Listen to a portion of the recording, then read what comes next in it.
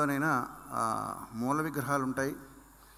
ఆ తర్వాత అవి బయటికి రావు కాబట్టి వాటిని రిప్రజెంట్ చేస్తూ ఊరేగింపుల్లో పాల్గొని హారతులు అవి అందుకోవడానికి ఉత్సవ విగ్రహాలు కూడా ఉంటాయి.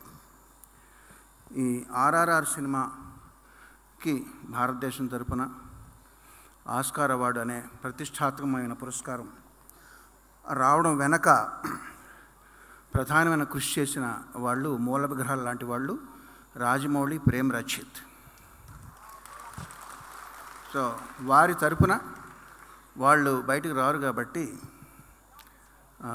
వారి తరపున ఈ పురస్కారాలు కానీ, సన్మానాలు కానీ, అభినందనలు అందుకోవడానికి ఉత్సవ విగ్రహాల్లాగా నేను, చంద్రబోస్ ఉన్నాం ఇక్కడ.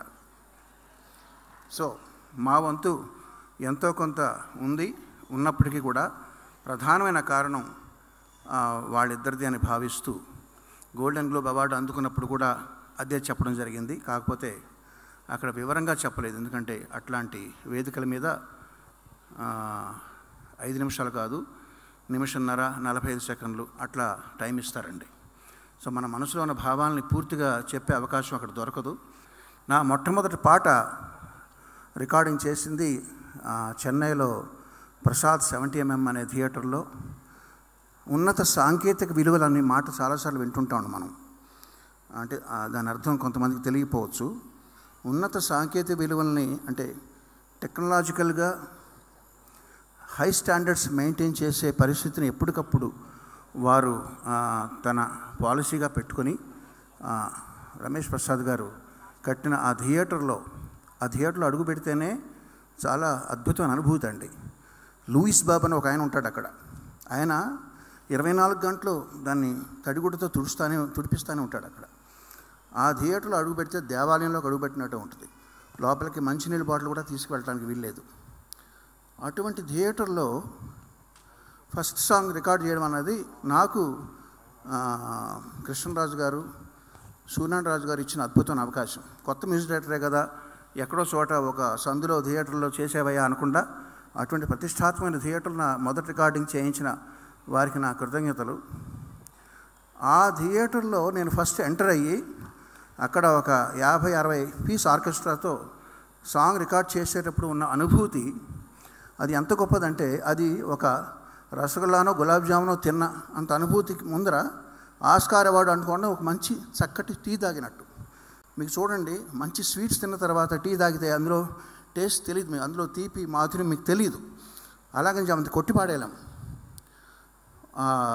కార్తికేయకి ఏదైతే నేను కృతజ్ఞతలు చెప్పానో, కార్తికేయ భార్య అంటే మా కోడలు పూజ నన్ను అడుగుతూ ఉంటుంది, అంకుల్ మీరేంటి ఎగ్జైట్ అవ్వట్లేదేంటని.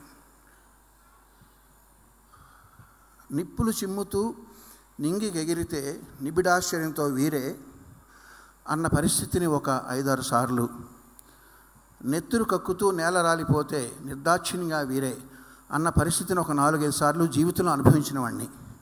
సో ఆస్కార్ అవార్డులో అందుకునేటప్పుడు కానీ నాకేం ఎగ్జైట్మెంట్ లేదండి, వస్తే చాలా మంచిదనే సదుద్దేశంతోనే ఉన్నాను. ఆస్కార్ అవార్డు చాలా ప్రతిష్టాత్మకమైనదని తెలుసు, కానీ నా భార్య అంటుంటుందండి, బ్రతికితే ఒక్కరోజైనా సరే రామోజీరావు గారిలా బతకాలి మనిషి అన్నవాడు అని.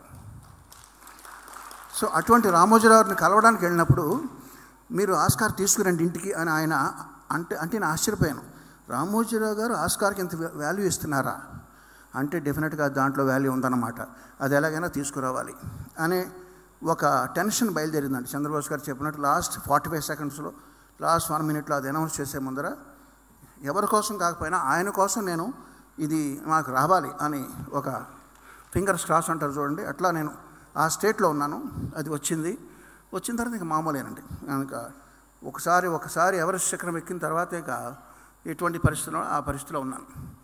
ఎగ్జైట్మెంట్ 5 నిమిషాల ఎగ్జైట్మెంట్ మెయింటైన్ అయింది. ఆ విషయాలు మీతో ఇప్పుడు పంచుకుంటుండగా మళ్ళీ అదే ఎగ్జైట్మెంట్ వస్తూ ఉంది.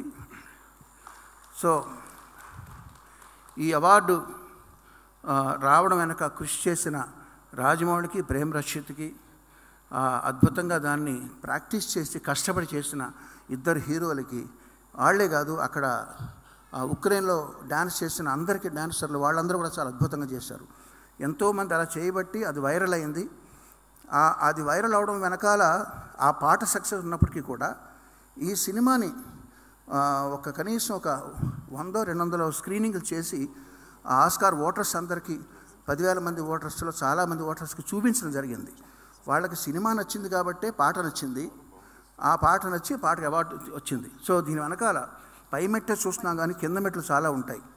ఆ ప్రతి మెట్టుకి కృతజ్ఞతాభావంతో అందరూ కలిస్తేనే ఈ పని జరిగిందని భావిస్తూ ఈ సమిష్టి కృషికి లభించిన విజయాన్ని మీరు సమిష్టిగా మెచ్చుకుంటూ ఇక్కడ కార్యక్రమం ఏర్పాటు చేయడానికి చాలా సంతోషిస్తూ ఎందరో మహానుభావులు అందరికీ వందనాలు.